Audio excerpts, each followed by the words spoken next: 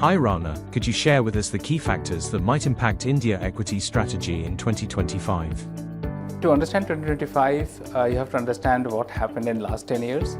When these policymakers came into power in 2014, for the first 5 years, the economy was formalized. As a result, tax revenues went up. In 2019 to 2024, those revenues were put into infrastructure, public infrastructure, digital infrastructure, and given corporates an incentive to capture the manufacturing opportunity coming out of China Plus One. So they have formalized the economy, they have boost capital stock in the economy. The next 5 years, we think that they will focus on labor, whereby skill development and creating more job opportunity. And this is a continuation of the strategy, because a formalized economy with good capital stock will also need skilled labor. So next 5 years, policymaking perspective will happen for creation of labor. From a central bank standpoint, we think that there is enough opportunity to cut rates.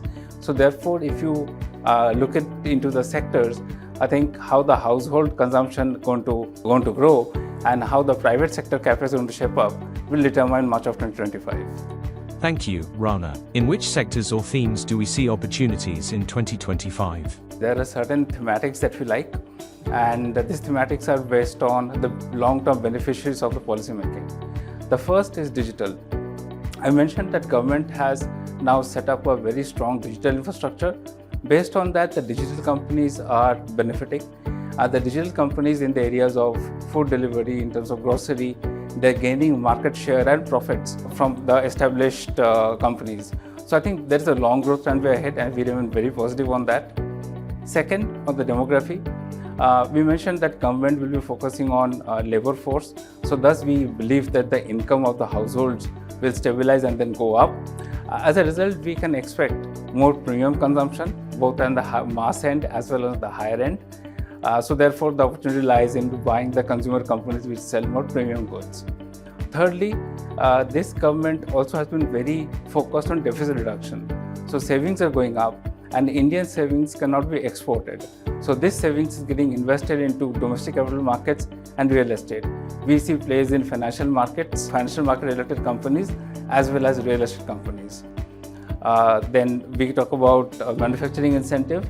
Deglobalization is really a theme that is to capture the China Plus One opportunities. We see this theme decisively picking up in the electronics manufacturing in India, and there are several machinery plays available there, as well as in the pharmaceutical manufacturing in the CDMO place. Last but not the least, to support this kind of growth, we need a lot of energy, and this cannot come from fossil fuel. Therefore, government's policy of decarbonization. In decarbonization, the industrial and the utility companies, we find them a tad expensive, but longer term play lies in the downstream beneficiary of decarbonization, like in grid investments. So you see, these are the 5 themes that we like, and these 5 themes have a pretty long growth runway. Rana, in addition to the 5 themes you've mentioned, what is your investment approach for capturing these opportunities in India? The Manulife India equity strategy is differentiated, I would say, in 2 counts. Firstly, we maintain a very good balance of the large cap and the small and mid cap stocks.